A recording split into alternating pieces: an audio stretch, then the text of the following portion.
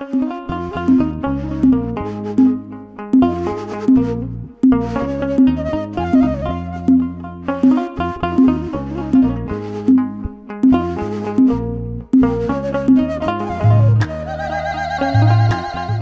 እስካሁን ጰራቅሊጦስ ማለት ምን ማለት ነው? ጰራቅሊጦስ የሚለው የቃሉ ትርጓሜ ከመጽሐፍ ቅዱስ አንፃር እንዴት ለመንፈስ ቅዱስ ሊሰጥ ቻለ የሚለውን የጰራቅሊጦስ ትርጉምና በዛ በትርጉም ውስጥ በተቀስነው ጥቅስ ባነሳነው የመጽሐፍ ቅዱስ ሐሳብ የመንፈስ ቅዱስን ስራ የሚወክል መሆኑን ተረድተናል። አሁን ደግሞ መንፈስ ቅዱስ ማን ነው? የተወደዳችሁ ኦርቶዶክሳውያን ስለ መንፈስ ቅዱስ ተናገሩ ወይ ደግሞ መንፈስ ቅዱስ ማን ነው ብትባሉ እንዴት ብላችሁ ነው የምትገልጡት? አንዳንድ ሰው መንፈስ ቅዱስ ማለት ርግብ ይመስለዋል፣ ንፋስ ይመስለዋል። አንዳንድ ሰው መንፈስ ቅዱስ ማለት እሳት ይመስለዋል። ብዙ አይነት ነገሮች አሉ። ስለ መንፈስ ቅዱስ በምሳሌነት የተገለጡ ብዙ ሐሳቦች አሉ። ግን ያ ማለት መንፈስ ቅዱስ በርግብ አምሳል ተገለጠ ማለት መንፈስ ቅዱስ ርግብ ነው ማለት አይደለም። መንፈስ ቅዱስ በእሳት አምሳል ተገለጠ ማለት መንፈስ ቅዱስ እሳት ነው ማለት አይደለም። መንፈስ ቅዱስ በአውሎ ንፋስ አምሳል ተገለጠ ማለት መንፈስ ቅዱስ ንፋስ ነው ማለት አይደለም። እርሱ መንፈስ ቅዱስን በጥቂቱም ቢሆን ሊወክሉ የሚችሉ የስነ ፍጥረት ማጣቀሻዎች ናቸው። እኛ ስለ መንፈስ ቅዱስ እንዲህ እንናገራለን። መንፈስ ቅዱስ ማለት እንደ አብና እንደ ወልድ በእኩልነት የሚገዛ የሚያስተዳድር ዓለምን የፈጠረ ነው። በሚስጥረ ሥላሴ ትምህርታችን አብ የራሱ የሆነ ፍጹም አካል ፍጹም ገጽ አለው፣ ወልድም የራሱ የሆነ ፍጹም አካል ፍጹም ገጽ አለው፣ እንዲሁ መንፈስ ቅዱስም የራሱ የሆነ ፍጹም አካል ፍጹም ገጽ አለው ይላል። እንግዲህ ግብራቸውን ደግሞ ስናይ አብ ወላዲ አባት ነው፣ ወልድ ተወላዲ ልጅ ነው፣ መንፈስ ቅዱስ ደግሞ ሰራጺ ነው ማለት ነው። ስለዚህ የመንፈስ ቅዱስ ግብሩ መስረጽ ነው። የሚሰርጸው ደግሞ ከወልድ ሳይሆን ከአብ ነው የሚሰርጸው ማለት ነው። መስረጽ ማለት መውጣት ማለት ነው። ይሄንን በተለይ ራሱ መድኃኒታችን ኢየሱስ ክርስቶስ የመንፈስ ቅዱስን ግብሩን በዮሐንስ ወንጌል ምዕራፍ 15 ቁጥር 26 ላይ እንዲህ ሲል ይነግረናል። ዳሩ ግን እኔ ከአብ ዘንድ የምልክላችሁ አጽናኝ እርሱ ከአብ የሚወጣ የእውነት መንፈስ በመጣ ጊዜ እርሱ ስለኔ ይመሰክራል። ስለዚህ መንፈስ ቅዱስ ከአብ የሚሰርጽ ከአብ የሚወጣ ምንድነው? እውነተኛና የእውነት መንፈስ ነው ማለት ነው። ስለዚህ መንፈስ ቅዱስ በግብሩ ምንድነው? ሰራጺ ነው ማለት ነው። እንግዲህ መንፈስ ቅዱስ በርከት ያሉ መጠሪያዎች አሉት። ወይ ደግሞ መንፈስ ቅዱስ በመጽሐፍ ቅዱስ ይሄን አሁን የጠቀስኩላችሁ ጥቅስ ላይ ማየት ይችላልላችሁ። መንፈስ ቅዱስ የእውነት መንፈስ እየተባለ ይጠራል። ሰዎችን ወደ እውነት የሚወስድ ሰዎችን ወደ እውነት የሚመራ አንድ ሰው እውነት ከተናገረ እውነት የሆነ ነገር የሚሰራ ከሆነ ይህ ሰው የመንፈስ ቅዱስ ያደረበት ሰው መሆኑን እንረዳለን። በዚህም በተለይ በዮሐንስ ወንጌል ምዕራፍ 16 ቁጥር 12 ላይ እንዲህ የሚል ኃይለ ቃል አለ። የምነግራችሁ ገና ብዙ ነገር አለኝ፣ ነገር ግን አሁን ልትሸከሙት አትችሉም። ግን እርሱ የእውነት መንፈስ በመጣ ጊዜ ወደ እውነት ይመራችኋል ይላል። ታዲያ የእውነት መንፈስ ቅዱስ በመጣ ጊዜ እሱ ነው ወደ እውነት የሚመራችሁ። ትክክለኛ ቀጥ ያለ ነገር የምትናገሩት ቃላችሁን የማትለውጡበትን የእውነት ነገር የምትናገሩት መንፈስ ቅዱስ ወደ እናንተ ስለሚመጣ ነው። ስለዚህ ይሄም መንፈስ ቅዱስ የእውነት መንፈስ ተብሎ እንደተጠራ ማየት እንችላለን። ሌላው መንፈስ ቅዱስ የጽድቅ መንፈስ ተብሎ ይጠራል። መንፈስ ቅዱስ የምን መንፈስ ተብሎ ይጠራል? የጽድቅ መንፈስ። በርከት ያሉ የመጽሐፍ ቅዱስ ክፍሎች አሉት። አንድ ዋናዎቹን ብቻ በነጥብ እናያለን። ሌላው መንፈስ ቅዱስ እንደ አብና እንደ ወልድ ፈጣሪ ነው። መንፈስ ቅዱስ ፈጣሪ ነው። በነገራችን ላይ በዚህ አጋጣሚ ስለ መንፈስ ቅዱስ ልክ ያልሆነ አስተምሮ ያስተማሩ ሁለት መናፍቃን በዘመን ታሪክ ተነስተዋል። አንደኛው ማነው? መቅዶኒዎስ ይባላል። መቅዶኒዎስ የተባለ በጉባኤ እዚህ ቁስጥንጥንያ 150 ሊቃውንት ተሰብስበው መንፈስ ቅዱስ ሕጹጽ ነው። መንፈስ ቅዱስ ሕጹጽ ነው ማለት መንፈስ ቅዱስ ችግር አለበት፣ ጉድለት አለበት ማለት ነው። ጉድለት አለበት ማለት የአብን ባህሪ አያውቅም። መንፈስ ቅዱስ አብ የሚያደርገውን አብ የሚሰራውን ምን አይልም አያውቅም። አያውቅም። እኛ ግን ምንድን ነው የምንለው? አብ ወልድ መንፈስ ቅዱስ በመለኮት በባህሪ አንድ ናቸው ብለን ነው የምናለው።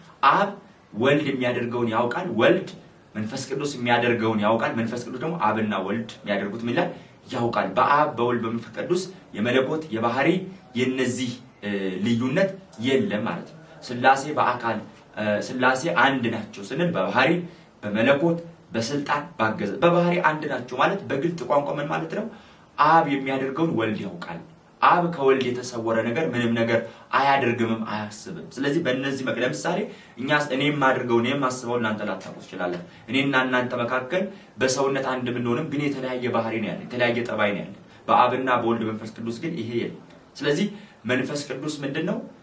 በባህሪ ከአብና ከወልድ ጋራ የሚተካከል ማለት ነው። ስለዚህ ፈጣሪ ነው። ፈጣሪ ነው። መንፈስ ቅዱስ ፈጣሪ ነው። በተለይ ደግሞ ታላቁ ትዕግስተኛው ታላቁ ቅዱስ አባት ኢዮብ ስለ መንፈስ ቅዱስ ፈጣሪነት በግልጽ ሲነግረን እናያለን። በዚህ በመጽሐፈ ኢዮብ ምዕራፍ 33 ቁጥር 4 ላይ እንዲህ የሚል ኃይለ ቃል እናገኛለን። የእግዚአብሔር መንፈስ ፈጠረኝ፣ ሁሉን የሚችል የአምላክ እስትንፋስ ሕይወትን ሰጠኝ ይላል። ስለዚህ መንፈስ ቅዱስ ፈጣሪ ነው። የእግዚአብሔር መንፈስ ምን አለኛል?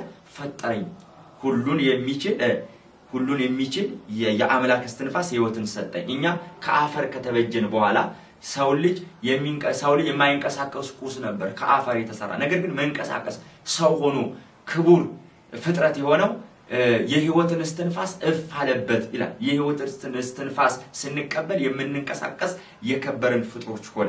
ያ የሕይወት እስትንፋስ ከመንፈስ ቅዱስ የተቀበልነው ነው። ለዛ ነው እኛ ነፍሳችን የዛ የሕይወት እስትንፋስ ውጤት ናት። ስጋችን ሲሞት ስጋችን ሲበሰብስ ነፍሳችን ግን ምን አትልም?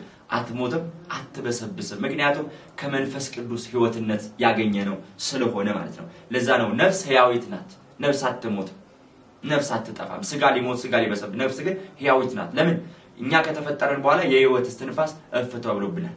ስለዚህ የመንፈስ ቅዱስን ስለተቀበልን በዛ ሕያውነትን ሆነን እንኖራለን። ስለዚህ በዚህ የተነሳ መንፈስ ቅዱስ ፈጣሪ ነው። ሌላው መንፈስ ቅዱስ በሁሉ የመላ ነው ይላል። መንፈስ ቅዱስ በምን የመላ ነው? በሁሉ የመላ ነው። እንግዲህ ሌሎች በርከት ያሉ ጥቅሶች ይኖራሉ ስለ መንፈስ ቅዱስ ፈጣሪነት። ትንቢተ አሞጽ ምዕራፍ 9 ቁጥር 1 ላይ ማየት ትችላላችሁ። በሁሉ የመላ ነው መንፈስ ቅዱስ። መንፈስ ቅዱስ በሁሉ የመላ ነው። ሌላው መንፈስ ቅዱስ ከአብና ከወልድ ጋር እኩል ስለመሆኑ ቅድም የሰጠኋችሁ ጥቅስ ለምሳሌ ማቴዎስ ወንጌል ምዕራፍ 28 ቁጥር 19 ላይ ሂዱና አሕዛብን ሁሉ በአብ በወልድ በመንፈስ ቅዱስ ስም እያጠመቃችሁ ደቀ መዛሙርት ያደርጓቸዋል። ስለዚህ በአብ በወልድ በመንፈስ ቅዱስ እና እንኳን የሚል የለውም። በአብ በወልድ በመንፈስ ቅዱስ ማለት መንፈስ ቅዱስ ስልጣኑ፣ ኃይሉ፣ ግብሩ ከአብ ከወልድ ከመንፈስ ቅዱስ ጋር እኩል ነው። ገብታችኋል? እኩል ነው። አምላክነቱ፣ ጌትነቱ ከአብ ከወልድ ጋር እኩል ነው። ይህንን በዚህ መረዳት እንችላለን። መንፈስ ቅዱስ ልጅነትን የሚሰጥ ነው። መንፈስ ቅዱስ የእውቀት መንፈስ ነው። መንፈስ ቅዱስ አዋቂ ነው። መንፈስ ቅዱስ ሰራጺ ነው። እነዚህን ሁሉ አይተናል። መንፈስ ቅዱስ ከውድቀት የሚያነሳ ነው ማለት ነው። ስለዚህ ይህንን መረዳት መቻል አለብን። ሌላው እንግዲህ መንፈስ ቅዱስ ከሁሉ የመላ ነው የሚለው አንድ ጥቅስ እናካትና ስለ መንፈስ ቅዱስ ያለን ሐሳብ በዚህ እናጠቃላለን። ለምሳሌ ቅዱስ ዳዊት ስለ መንፈስ ቅዱስ በሁሉ የሞላነት ሲናገር መዝሙር 138 ቅንፍ 139 ቁጥር 8 ከ7 ጀምሮ እናንብበው። ከመንፈስህ ወዴት እሄዳለሁ? ከፊትህስ ወዴት እሸሻለሁ? ወደ ሰማይ ብወጣ አንተ በዚያ አለ፣ ወደ ሲኦልም ብወርድ በዚያ አለህ። እንደ ንስር የንጋት ክንፍ ብወስድ እስከ ባህር መጨረሻ ብበር በዚያ እጅህ ትመራኛለች። ከመንፈስህ ወዴት እሄዳለሁ? ከመንፈስ ቅዱስ መደበቅ መሰወር አይቻልም። ለምን?